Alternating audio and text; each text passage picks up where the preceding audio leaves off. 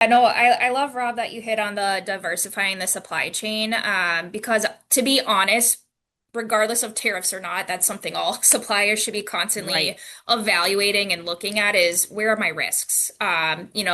Where is my product coming from? Who are my suppliers? How does it get here? So that's where like I completely agree. There has to be some type of risk assessment, and that's where I would recommend starting. So look at all of those points in your supply chain. Are you putting all your eggs in one basket and relying on one supplier for the key ingredient that you need within your product? And is there an opportunity to diversify your suppliers?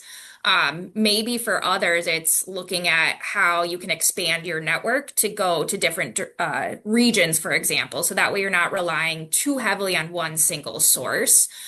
So that's where I would say once you've assessed where your risks are, then how do you start to use that information to spread that risk out? Because if something does happen, and let's face it, it will. Nothing ever goes perfect in supply chain. You are at least prepared, you're aware, and then you can have plan B in order to mitigate those risks as much as possible. I know the other thing that has been top of mind for a lot of brands or suppliers is how do I move my production out of China, for example, to a different region? So, again, maybe not possible for every single supplier, but if it is something that works for your business, how can you start to source materials from different countries or look at local suppliers if possible?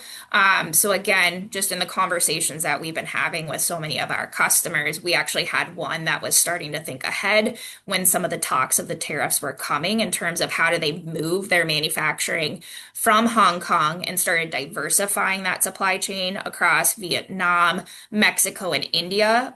So that way, tariffs, yes, they're going to happen. There's going to be cost adjustments, but it's not going to be a complete shutdown for them where they have to start or stop all reorders. And that was something that we've seen across the board too, right? Prices are insane. A lot of suppliers or brands maybe can't justify passing that Hmm. cost to the consumer. So as Rob mentioned, the cost is going to get passed somewhere, and typically that's going to be us as the consumers.